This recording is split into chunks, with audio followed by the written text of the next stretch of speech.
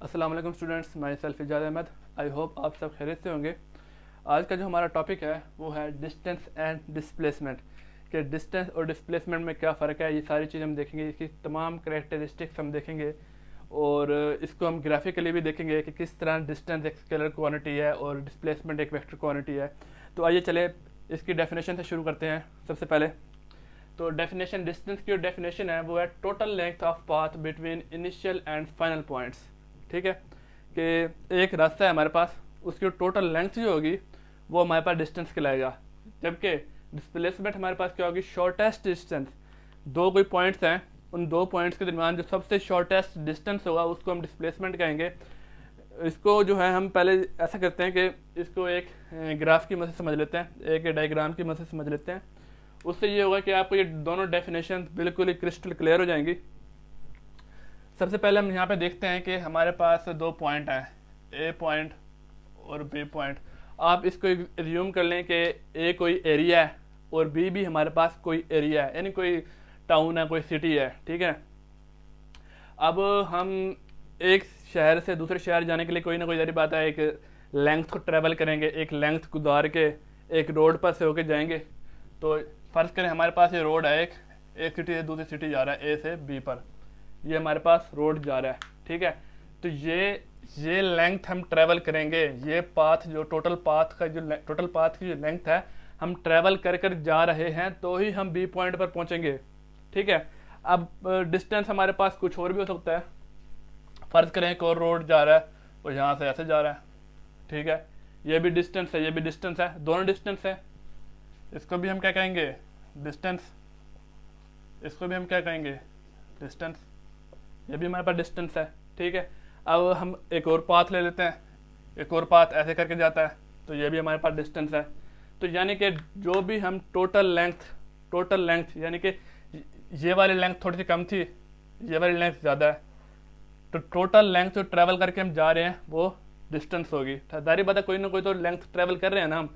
फर्ज करें ये वाली 30 किलोमीटर थी, ये वाली 50 किलोमीटर थी, तो ये है दोनों ही डिस्टेंस हमारे पास, यानी इतना डिस्टेंस हम ट्रैवल करके जा रहे हैं। और उसके बाद हम देख लेते हैं डिस्प्लेसमेंट इसमें क्या चीज़ होगी। ये बड़ी ही इंटरेस्टिंग चीज़ है, इसको हम देखने जा रहे हैं। अगर मैं यहाँ से यहाँ पर मूव करूँ, ए पॉइंट से बी पॉइंट पर सीधा ऐसे चले जाऊँ, सीधा स्ट्रेट लाइन चली जाए मेरी, यानी कि एक सीधी सड़क जा रही है ए पॉइंट से बी पॉइंट तक।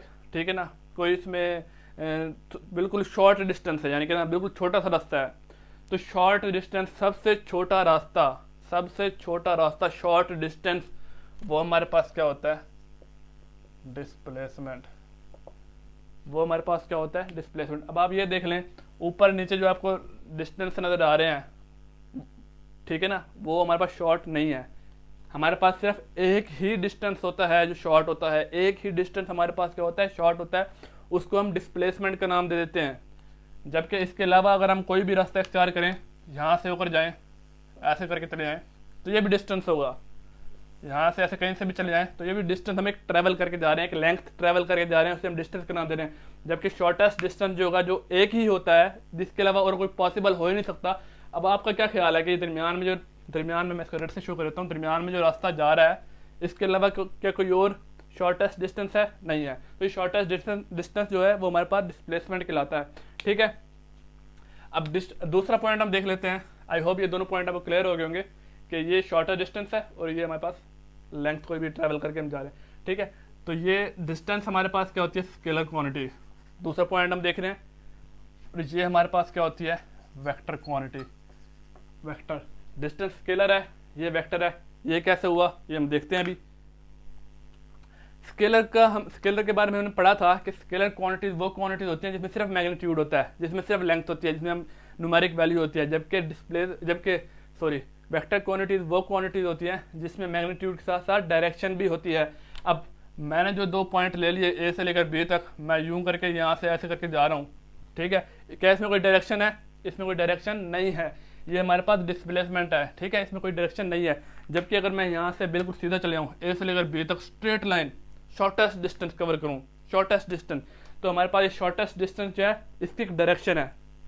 अगर मैं ऐसे भी चले जाऊँगा ना, ऐसे भी चला जा रहा हूँ ए से बी तक, तो ये भी हमारे पास डिस्टेंस है, लेकिन इसकी कोई डायरेक्शन नहीं है क्योंकि कर्व में जा रहा है। जबकि अगर मैं बिल्कुल स्ट्रेट लाइन में जाऊँ तो वो हमारे पास डायरेक्शन होगी, वो और डायरेक्शन किस लाइन की है, शॉर्टर डिस्टेंस की। तो इसलिए डिस्प्लेसमेंट जो होती है वो एक वेक्टर क्वांटिटी होती है क्योंकि वो स्ट्रेट लाइन होती है और उसकी एक डायरेक्शन होती है, उसका एक मैग्नीट्यूड भी होता है। फर्ज करें 30 किलोमीटर जो है इसकी डिस्प्लेसमेंट का मैग्नीट्यूड है और ये इसकी एक डायरेक्शन है, ठीक है। तो डायरेक्शन होने की वजह से डिस्प्लेसमेंट हमारे पास एक वेक्टर क्वांटिटी है, लेकिन डायरेक्शन ना होने की वजह से डिस्टेंस क्या है, हमारे पास एक स्केलर क्वांटिटी है, ठीक है। उसके बाद हम देखते हैं third point, distance is always positive. Distance हमारे पास हमेशा पॉजिटिव होता है। अब इसको हम यहाँ से देख लेते हैं थोड़ा सा कैसे पॉजिटिव होता है हमेशा। ये मैं मेट देता हूँ यहाँ पर ना। फर्ज करें हमारे पास जो है, वही मैं बात करता हूँ, 2 पॉइंट है ए से बी तक। यहाँ से मैं यहाँ पर जा रहा हूँ, कोई ना कोई तो डिस्टेंस ट्रैवल करके जा रहा हूँ ना। आप मुल्तान से फर्ज किया लाहौर जाते हैं तो आप यही कहते हैं कि मैं 300 किलोमीटर लेंथ मैंने ट्रैवल की। कभी आप ये नहीं कहते कि मैंने -300 किलोमीटर लेंथ ट्रैवल की, ठीक है ना। तो डिस्टेंस कोई भी आप जो कवर करेंगे वो हमेशा कुछ ना कुछ तो होगा, 300 किलोमीटर, ठीक है। तो कोई ना पॉजिटिव वैल्यू ही आएगी, कोई पॉजिटिव वैल्यू ही होगी डिस्टेंस की। लेकिन अब आप सोच रहे होंगे कि ज़ीरो जो है, ज़ीरो भी एक पॉजिटिव वैल्यू होती है, तो क्या डिस्टेंस ज़ीरो हो सकता है? हाँ जी, बिल्कुल डिस्टेंस ज़ीरो हो सकता है। वो सिर्फ उसी शर्त पे ज़ीरो हो सकता है, डिस्टेंस इसी शर्त पे ज़ीरो हो सकता है कि या तो हमारा जो पॉइंट है, फर्ज करेंगे हमारा एक पॉइंट है, हमारी बॉडी इसी जगह पर स्टेशनरी खड़ी है, रेस्ट की हालत में ठहरी है, उसने कोई डिस्टेंस कवर ही नहीं किया, तो उसका डिस्टेंस क्या होगा? ज़ीरो। तो इससे हमें पता चला कि डिस्टेंस जो है कोई भी पॉजिटिव वैल्यू हो सकती है और ज़ीरो भी हो सकती है, क्योंकि ज़ीरो भी एक पॉजिटिव वैल्यू है। जबकि डिस्प्लेसमेंट का केस जो है इसमें नेगेटिव भी हो सकती है, पॉजिटिव भी हो सकती है, ज़ीरो भी हो सकती है, ठीक है। अब डिस्प्लेसमेंट का जो केस है वो क्योंकि स्ट्रेट लाइन केस होता है एक, तो उसको हम एक ग्राफ पर समझते हैं। फर्ज करें ग्राफ है, ठीक है। अब आप देखें डिस्प्लेसमेंट पॉजिटिव कैसे होती है। पहले तो ये देखें, यहाँ से मैं यहाँ पर मूव करूँ, ये बिल्कुल स्ट्रेट लाइन होता है, बिल्कुल स्ट्रेट लाइन होती है। तो मैं इसी के ऊपर शो करूँगा, यहाँ से अगर मेरा बॉडी मूव करेगी यहाँ तक, तो मैं क्या कहूँगा, फर्ज करें 10 किलोमीटर है, 10 किलोमीटर जो है इसकी डिस्प्लेसमेंट है, ठीक है। फर्ज करें यहाँ से नहीं, इस पॉइंट से मैं इधर मूव करता हूँ -10 पे, यानी कि डिस्प्लेसमेंट किस सूरत में नेगेटिव आ रही है? अगर डायरेक्शन नेगेटिव होगी, अगर डायरेक्शन नेगेटिव होगी तो हमारे पास डिस्प्लेसमेंट भी नेगेटिव हो जाएगी। तो यहाँ से लेकर यहाँ तक अगर मैं ऐसे करूँ, फाइनल माइनस इनिशियल, तो -10 किलोमीटर हमारे पास आ जाता है। तो यहाँ पर डिस्प्लेसमेंट हमारे पास माइनस में आ रही है।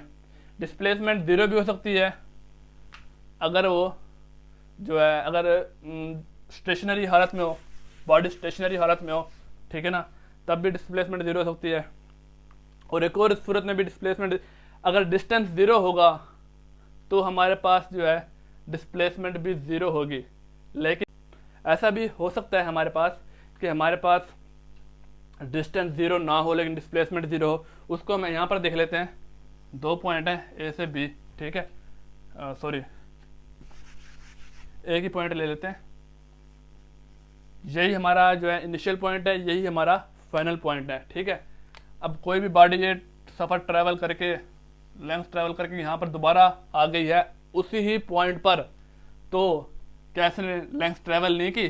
बिल्कुल ट्रैवल किया, डिस्टेंस इसने ट्रैवल किया है, लेकिन फाइनल और इनिशियल पॉइंट सेम है। और डिस्प्लेसमेंट हमारे पास क्या होती है? Shortest distance between final and initial point. तो फाइनल और इनिशियल पॉइंट तो सेम है, तो इस सूरत में तो डिस्प्लेसमेंट हमारे पास क्या हो जाएगी?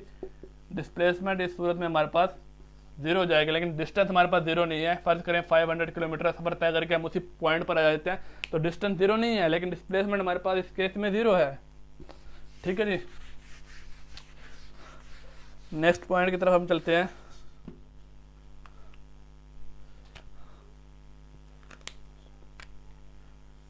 डिस्टेंस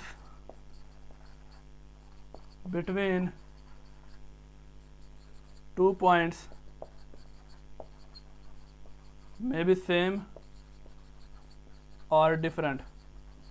दो पॉइंट्स के दरमियान जो है डिस्टेंस जो है सेम भी हो सकता है, डिफरेंट भी हो सकता है। फर्ज करें हमारे पास ए और बी दो पॉइंट हैं, अगर हम ये रास्ता इख्तियार करते हैं 30 किलोमीटर और ये रास्ता इख्तियार करते हैं 30 किलोमीटर, तो दोनों सेम है।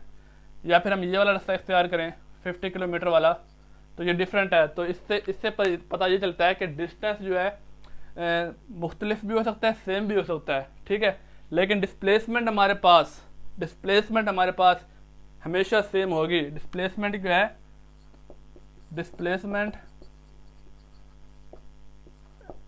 Is always same. कैसे सेम होगी? क्योंकि डिस्प्लेसमेंट तो हमारे पास होती ही एक ही हमारे पास शॉर्टेस्ट डिस्टेंस होता है, तो डिस्प्लेसमेंट हमेशा हमारे पास सेम ही रहेगी। ठीक है, नेक्स्ट पॉइंट की तरफ चलते हैं।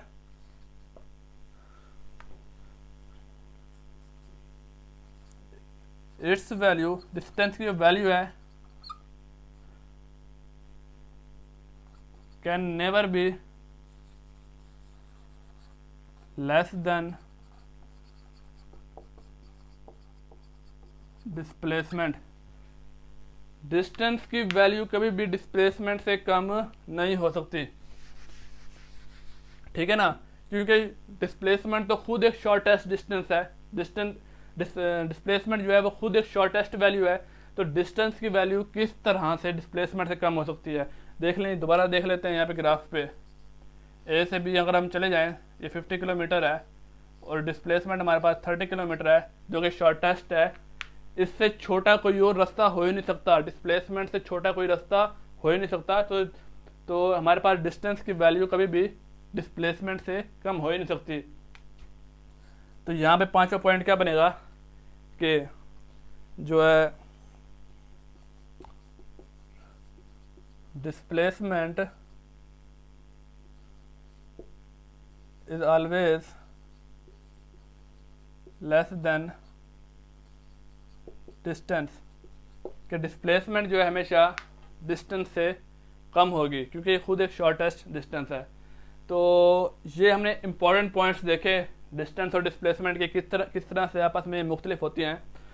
और इसके अलावा हम इसके वो देख लेते हैं, इसको डिनोट किस तरह करते हैं। इसको हम डिनोट करते हैं, डिस्टेंस को डिनोट करते हैं डी से, डिस्टेंस को डिनोट करते हैं डी से, डिस्प्लेसमेंट को डिनोट करते हैं एस से, और इनके जो यूनिट्स हैं वो मीटर हैं। मीटर दोनों के सेम